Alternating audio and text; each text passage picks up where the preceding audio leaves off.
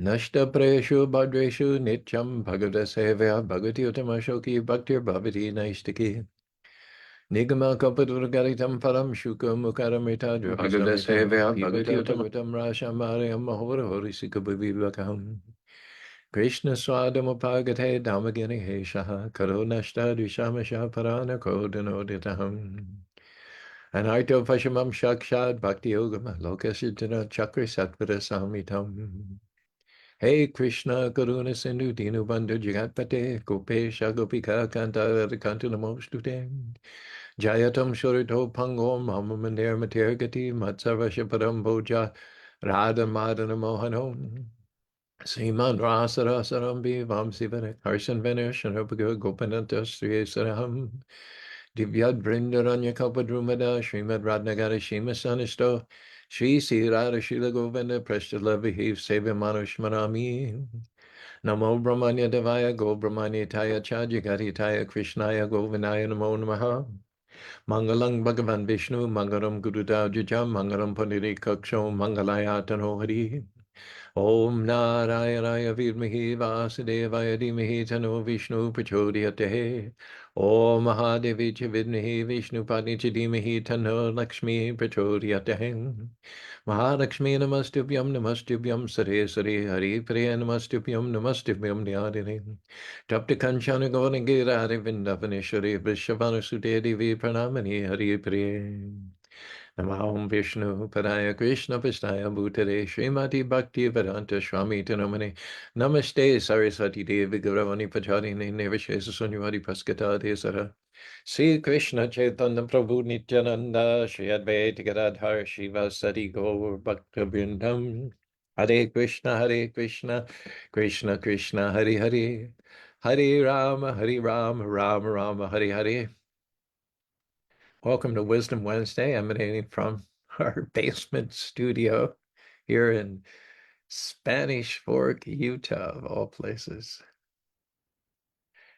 Thanks for joining us, Lila, Brent, and anybody else that might be there but not have made themselves visible through the comment section. Yesterday, we talked about the Ananta Shakti, the unlimited power of Krishna. Today, we're going to talk about some of the unpredictable ways that Krishna uses unlimited Shakti. You'd think that, someone with unlimited Shakti would just be knocking walls down, blowing things up, breaking. Krishna uses his power in all kinds of amazing, unpredictable, delightful ways. Honestly, you can't think about the various ways that Krishna uses his power without chuckling. The Lord moves in mysterious ways. His wonders do perform. He plants his footstep on the sea, rides upon the storm, deep in unfathomable minds of never-failing skills. He treasures up his bright designs and works his never-failing will. You fearful saints, fresh courage take. The clouds you so much dread are full with mercy and will break in blessings on your head. Judge not the Lord by feeble sense, but trust him for his grace. Behind a frowning providence, he hides a smiling face. His purposes will ripen fast, unfolding every hour. The bud may have a bitter taste, but sweet will be the flower. Blind unbelief is sure to err and scan his work in vain. God is his own interpreter, and he will make it plain. Bottom line, something we have to be aware of no matter what. Krishna is sovereign. He's unlimitedly powerful. He can be soft like the flower, but also hard like the thunderbolt. Whatever his will, that's what will be done. We cannot contravene God's will. We cannot co-opt him, compromise him, buy him off, bribe him.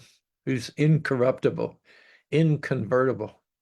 Whatever his plan is, that is the absolute best plan for all living beings, not just humans, but demigods, aquatics, insects, plant life, reptiles, birds. Krishna's plan is the best plan for all living beings. So when we read about Krishna as a little toddler, barely having learned to walk, bringing his father Nanda Maharaj's slippers on his head because apparently he's He's unable of carrying them in his baby flaccid arms. Don't don't make the mistake of thinking that this is human. Don't make the mistake of thinking that Krishna is ordinary. As you know, there are 12 cantos in the Bhagavatam. The 10th canto is the juicy stuff. It's Krishna and Vrindavan, the gopis, the gopas, Mother Yashoda, Nanda Maharaj. It's the stories. We all like stories. So there's a temptation to jump to the 10th canto and skip over the first 9 cantos. That is a fatal mistake as far as your spiritual life is concerned. You need to first read and understand and discuss the first 9 cantos before you reach the 10th canto. If you just go to the 10th canto without reading the first 9, you'll misunderstand. Krishna carrying his father's slippers on his head, you'll think of him as an ordinary child with the normal, conventional weaknesses and deficiencies of ordinary children. But when you read the first 9 cantos, you'll realize that God is this Krishna who's carrying the shoes of his father on his head is the same Krishna that killed Hiranyaksha out in outer space, killed Hiranyakashipu, saved Gajendra from the jaws of the gigantic crocodile. Gajendra was the king of elephants. He had a body which was many tons, full of muscle. And yet, after 1,000 years of contending with the crocodile, he was at the end of his strength. He was about to perish.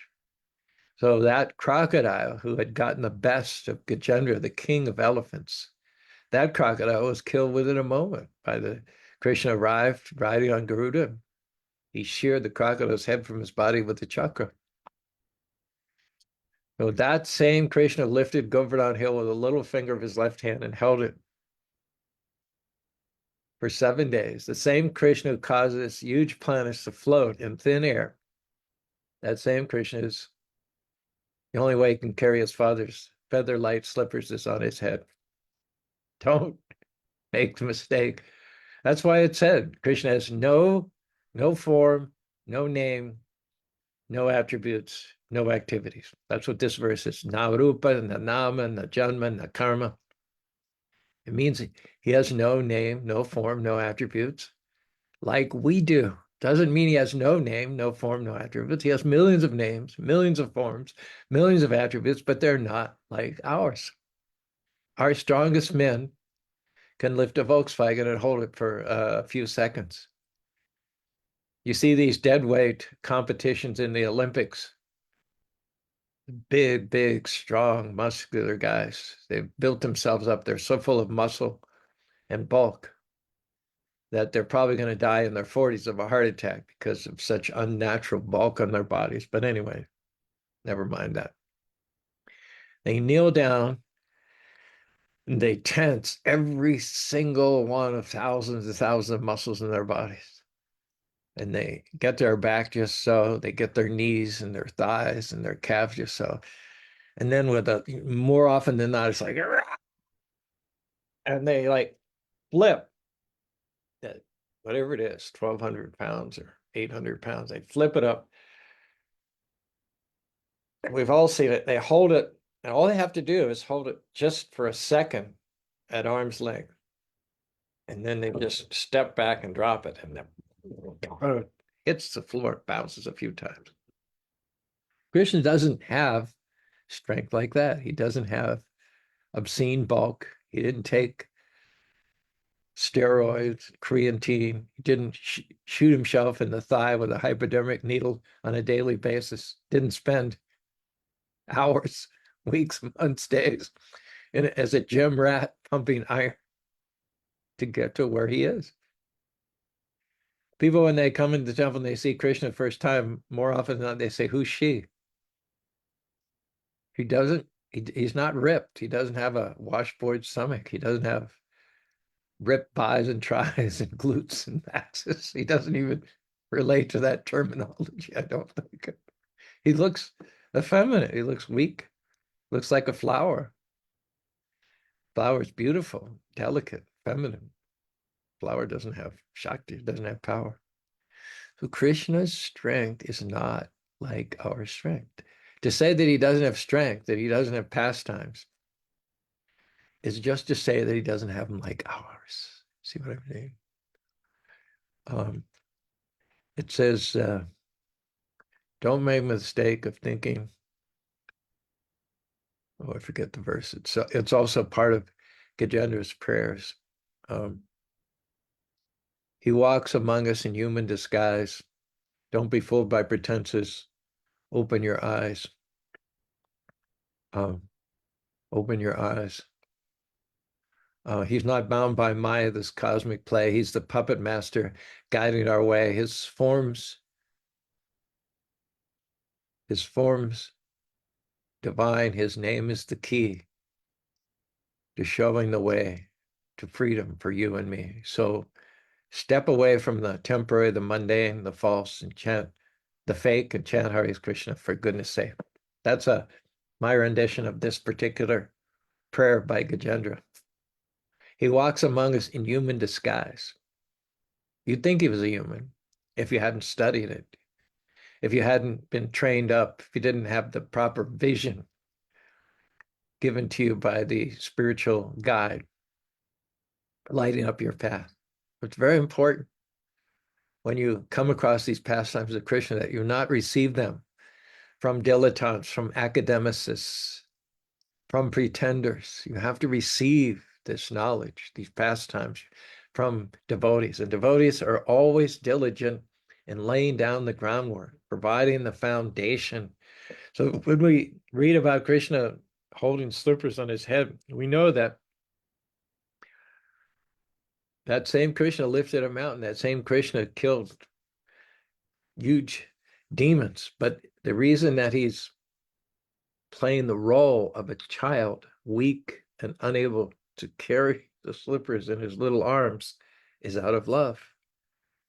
God is unconquerable. But when you see him apparently vulnerable, apparently with weaknesses and shortcomings, don't misunderstand. He's only manifesting that out of deference to his devotees.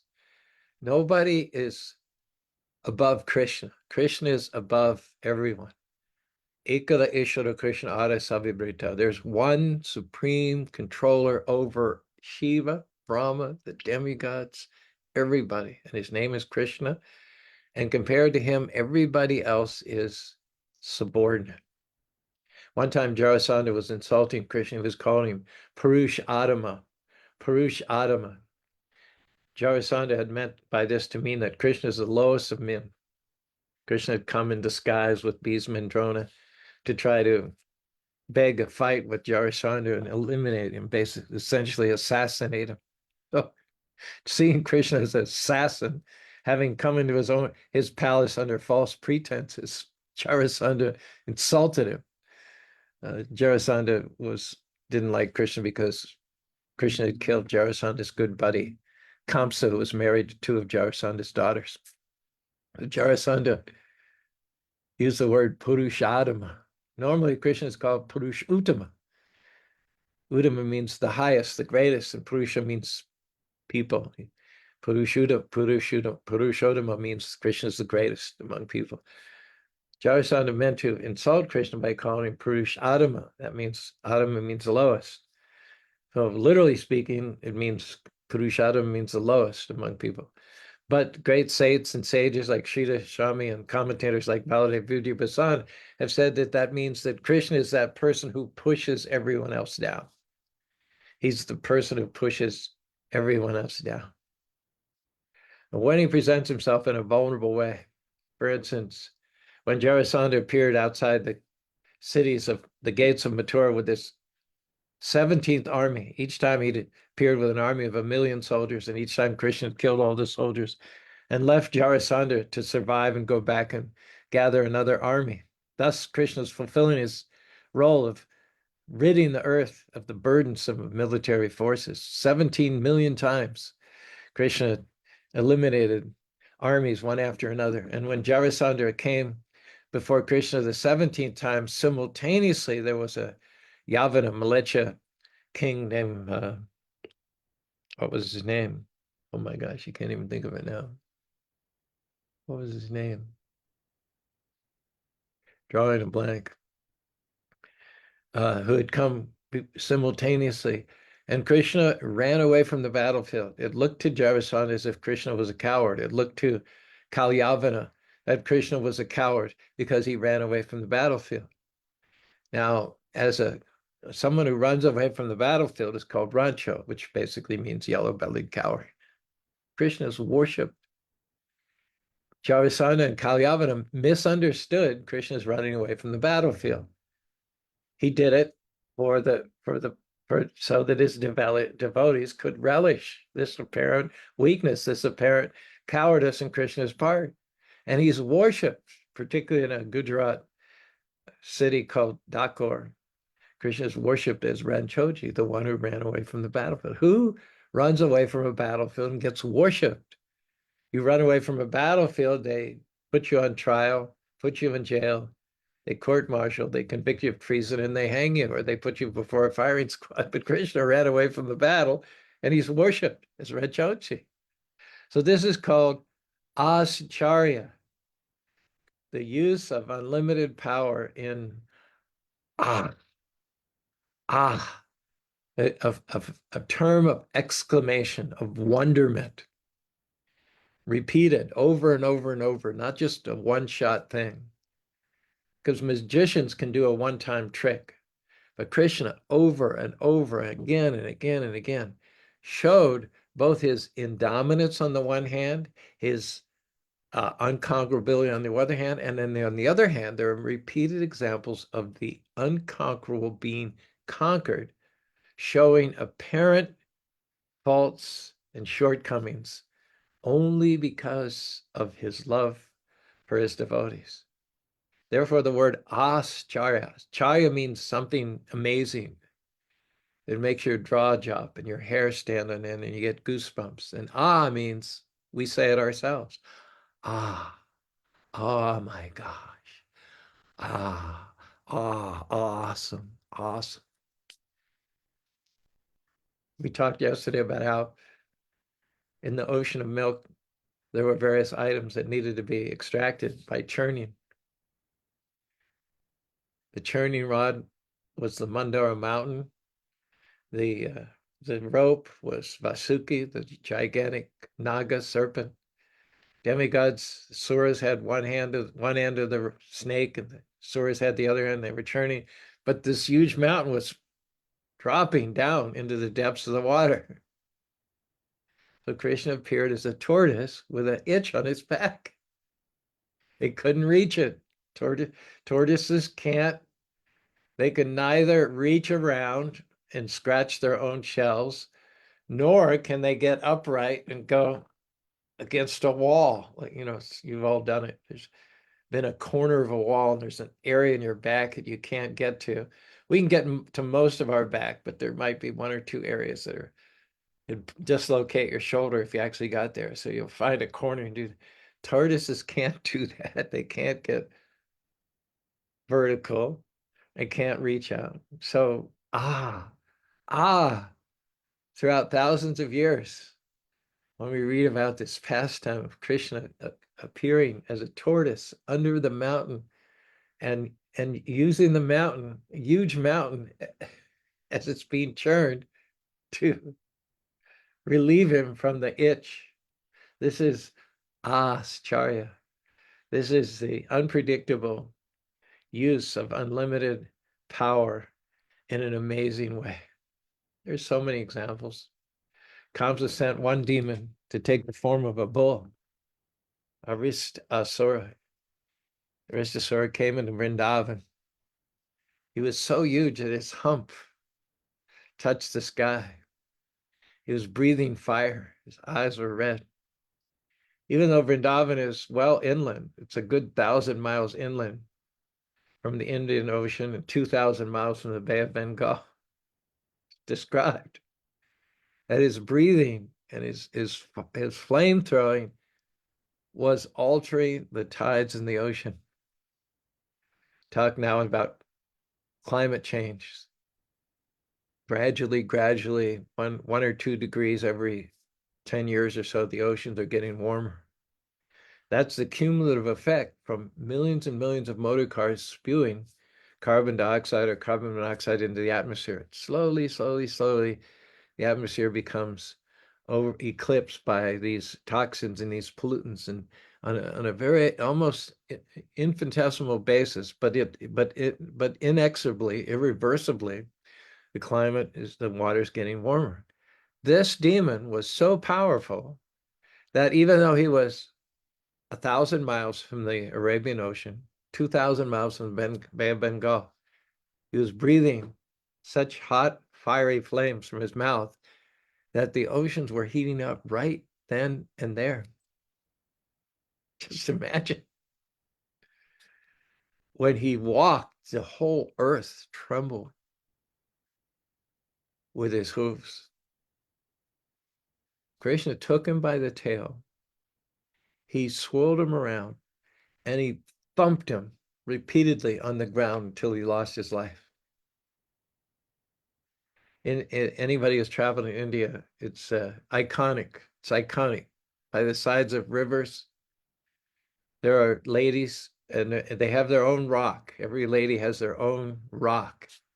It's a flat rock, and it protrudes from the edge of the river at an angle. And rather than having laundromats and dryers, modern amenities like we have, they take the clothes, put some soap in them, and they bang these wet pieces of cloth, dhotis, kurtas, sheets. They bang them on this rock, and literally they're knocking. The concussive effect is that the dirt is knocked literally from within the fiber, the weaves of the fabric. But they're taking these clothes, which are already wet, soaking wet, very, very loose, flabby, malleable, mushy. You're banging them against the rock. This demon who made the ocean heat up from 1,000 or 2,000 miles away, immediately by his breathing, whose hump touched the sky, who threatened to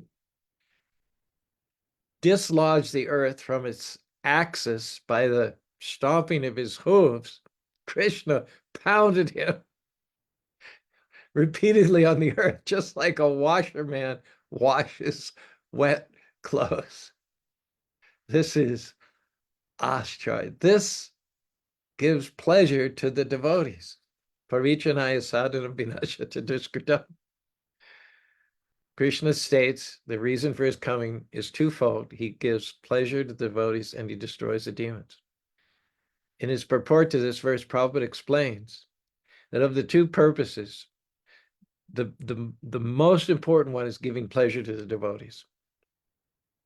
Krishna could destroy the demons impersonally. He could give them heart attacks. He could dispose of them in any number of different ways, give them a disease, encephalitis, E. coli, smallpox. Certainly their eating habits are not very hygienic, not very pure. There are a million ways that Krishna can dispose of demons.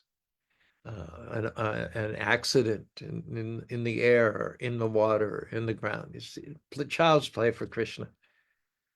Why does he, first of all, inflate the demons to the point where he inflated some monster like Aristasura? And then why does he come personally to kill them? He doesn't have to. It's to give pleasure to the devotees. It's to give pleasure. Why does Krishna, showing himself unable to carry slippers except on his head, to give pleasure to the devotees? When the devotees read about this, our heart melts.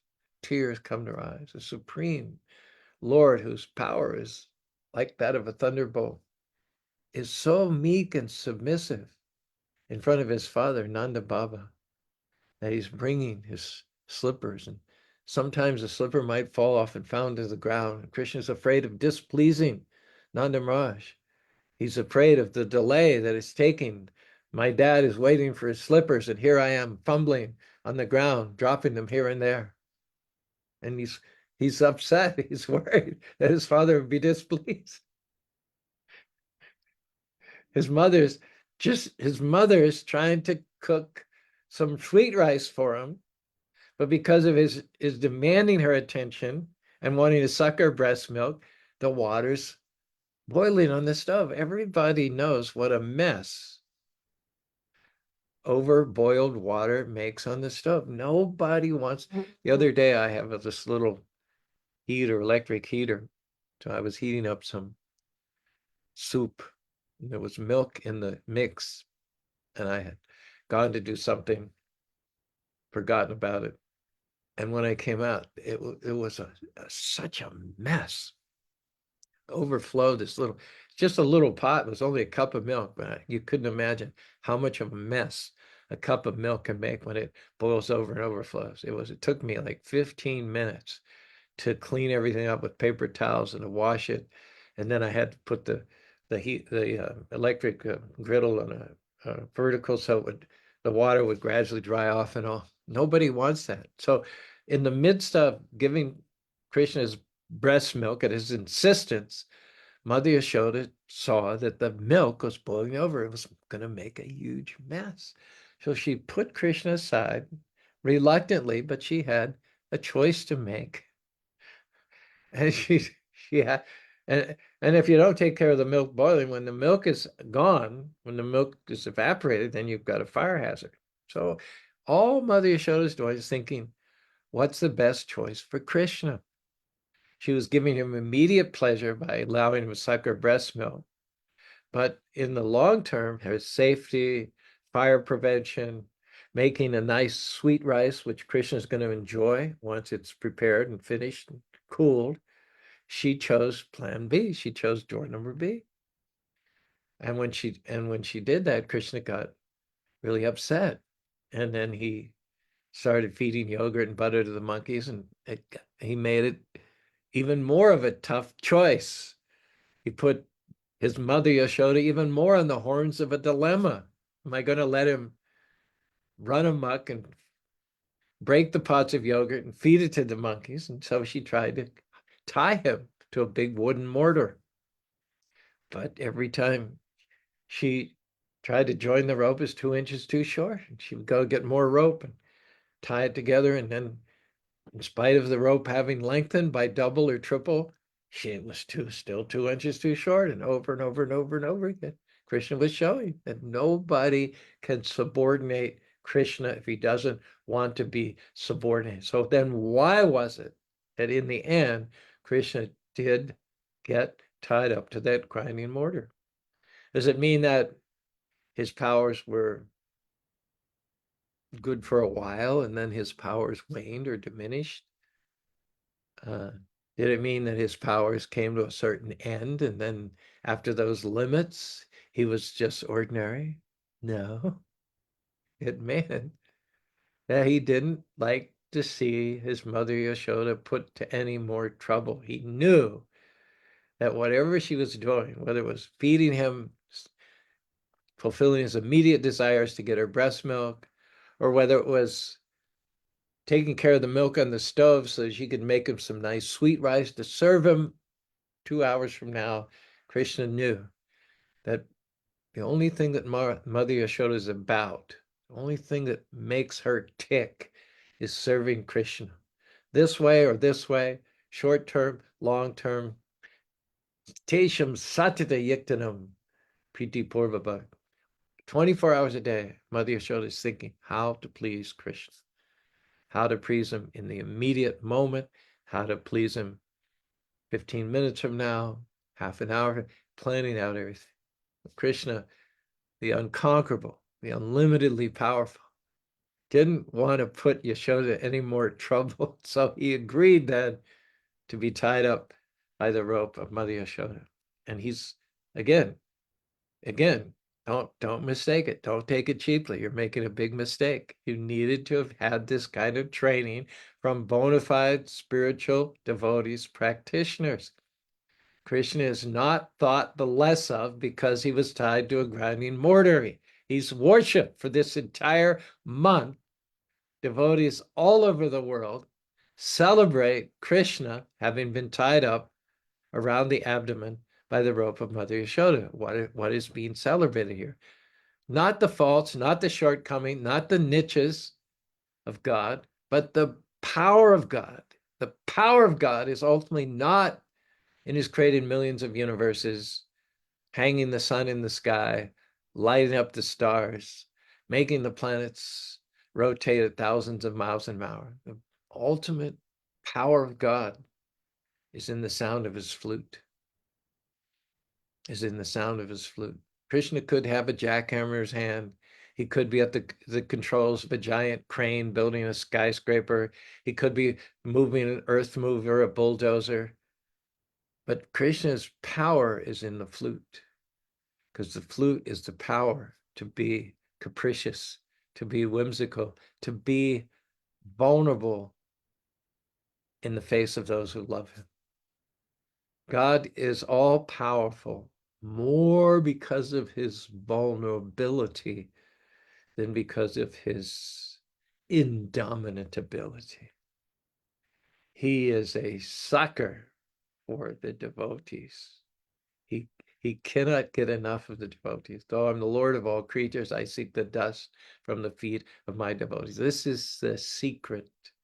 This is the key that unlocks God's heart. You want to understand God intimately. You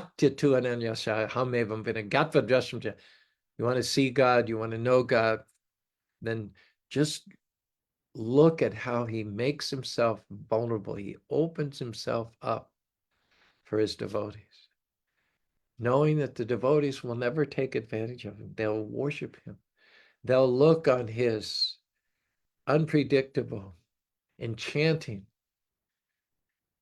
manipulation of his unlimited powers with their mouths dropped open, tears in their eyes. Ah, Ascharya, Ascharya.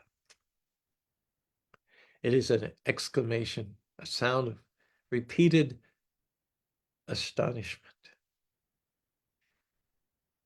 When Bali Maharaj, at the head of all the demonic armies, had displaced the demigods, put them in hiding, and he was occupying the heavenly planets with the hordes of demons.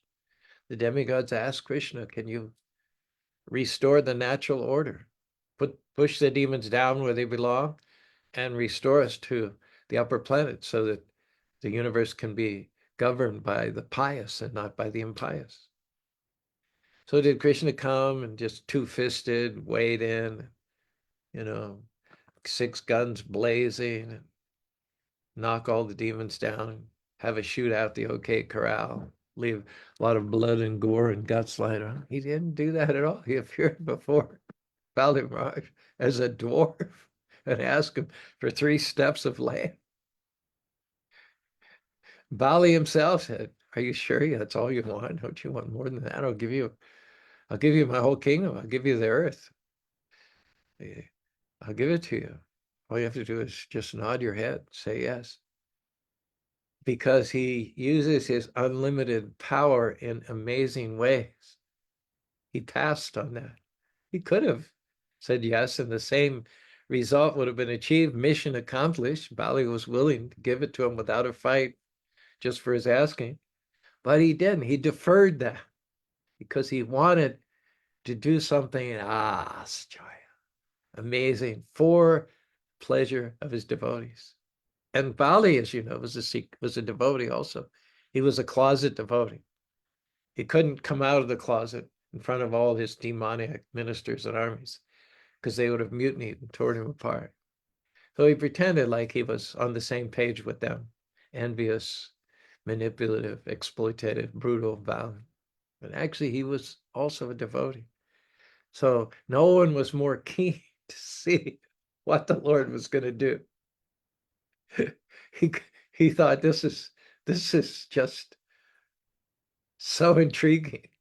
I know that the Lord's been approached by the demigods. They've asked him to restore the order, to some or other defeat me and my hordes of demons and depose us, put us back in the lower planets where we belong. And I know this is Vishnu, even my guru, Sukracharya, has told me, given me a heads up as if I didn't know it myself. But how is he going to do it? And he's so tickled, so excited. This little dwarf. And his job is to take the whole three worlds. So Vallabha said, "Hey, I don't understand what you have in mind, but I'll make it simple. If you want it, just ask. You're a Brahmin, and my duty is to give Brahmins whatever they want. So just ask." And Vamana said, "No, I just want three steps of land." And Vali, just to increase the suspense and draw it out and make it more relishable, sometimes you're at a movie, it's Halloween, and there's suspense. Someone's going through a dark house and they open a closet and you think somebody's going to jump out and nothing's in the closet. And then they go up some creaky stairs to the top of the stairs. You think somebody's going to come and stab them and cause them to fall, and nothing happens.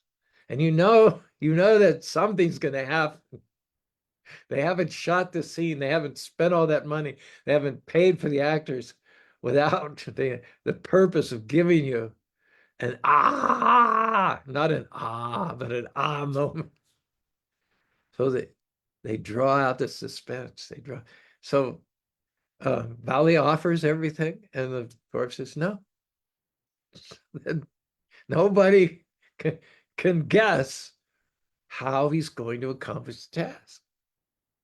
Okay, well, I'm in. I'm in. Take it. Take 3 steps of land. And he made it formal. He made it formal by pouring water into the palm of his hand and then agreeing. In modern days, you sign digitally, you sign DocuSign or PDF. You'd sign a paper contract with carbon copies and all. But in those days, if you made the vow, if you made the promise, if you agreed by speaking into the water in the palm of your hand, it was done. There was no turning back. That was written in the Akashic record of the universe. So Ali Maharaj is really keen. What's he going to do now? He says, done.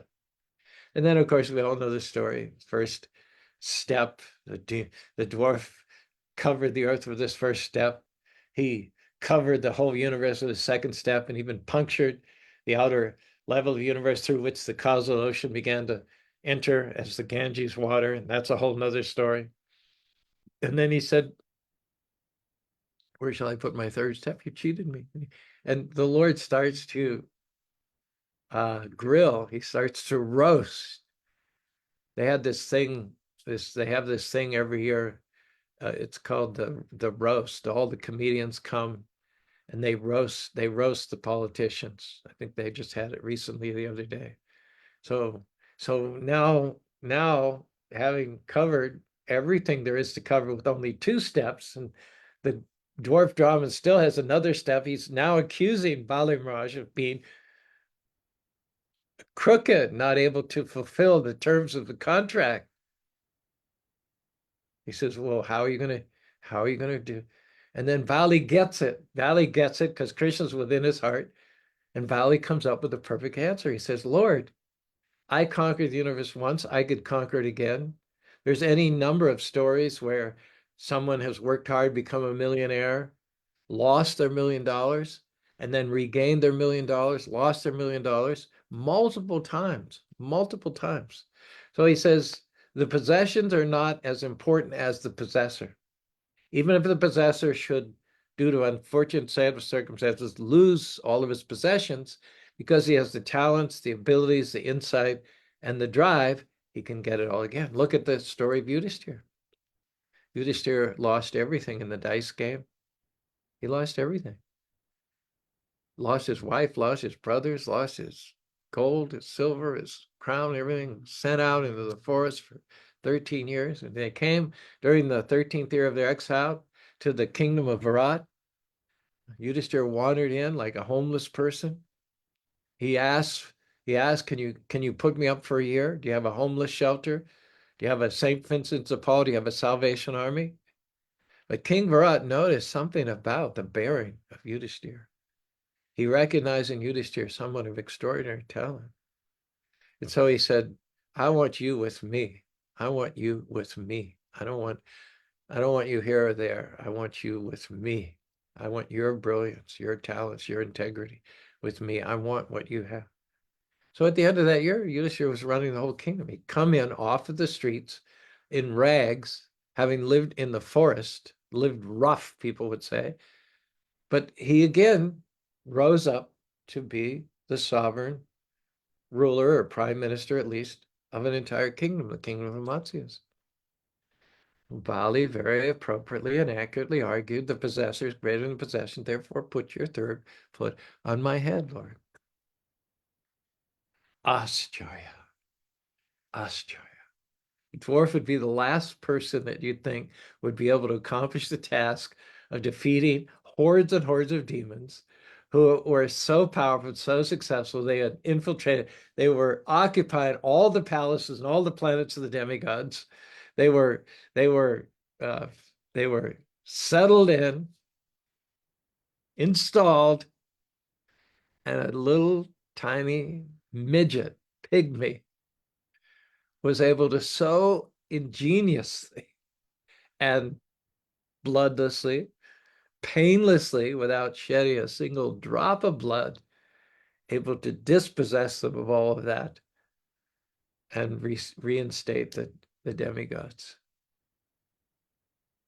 I mean, don't you agree with me? Ascharya. Ascharya. So this is such an interesting topic. Yeah, we have more examples that we want to share with you next Motivational Monday. But thank you. I hope you've enjoyed this discussion as much as I have. Let's see what comments there are over here. In the I actually overlooked a couple of people yesterday. There was Gina Sharma from Los Angeles and a couple of the people I didn't scroll down enough. So let me go to the bottom and work back up. No, that's not working because then I don't understand the comments. Okay. So the first one is Vallaba Chandra, as always, Mr. Faithful. He's always here. And he says Haribol. Lilavati, also another regular, says Hari Krishna. Vaibhavi, yes. Okay, Brent with some rhyme. Don't skip the first 9, or you may interpret through the prison of me and mine. You may think the little blue cowherd is flawed if you don't first realize that he's God. His strength is used in his own way. So who are we to say for him how much slippers or mountains weigh? Oh, this is brilliant. He wields his power with plans we may not comprehend if we don't hear the pastimes from the start before jumping in. Oh, I think this is just about the best one you've ever done. Don't skip the first 9, or you may interpret through the prison of me and mine.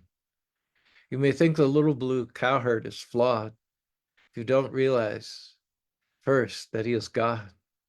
His strength is used in his own way. So who are we to say for him how much slippers or mountains weigh? He wields his power with plans we may not comprehend. We don't hear the pastimes from the start before jumping to the end. That is just brilliant. I hope you're keeping a logbook or document for these. I post these in the YouTube comment section. So that's sort of a chronicle, sort of an archive, but I hope you have your own archive. These could definitely be the grist from which poems and songs can be made. Lilavati says we cannot help but love Krishna. Yes, she agrees with me, Vallaba Chandra. This was a masterful poetic effort. Gokul Aranjana also says November 1st is Anakuta, Govardhan Puj. Do you have information? We're combining everything to Saturday, November 2nd. Diwali Govardhan Puj. Anakuta starts at 6 o'clock in the temple in Salt Lake City. It's an event on our Facebook page, so you can get the whole schedule of programming and everything on the event page for the Hare Krishna Temple in Salt Lake City. Kelly Hare Krishna from Idaho. And I'm pretty sure I've gotten to the bottom here. Kelly, Lilavati, Gokularanjana, as well as Bobby, Brent. That's it. Thank you very much for joining and helping to make this a relishable, interactive discussion. That's it for this week. This has been Wisdom Wednesday, and we'll be back, I think, with some more stories of how Krishna uses unlimited potency in unpredictable ways.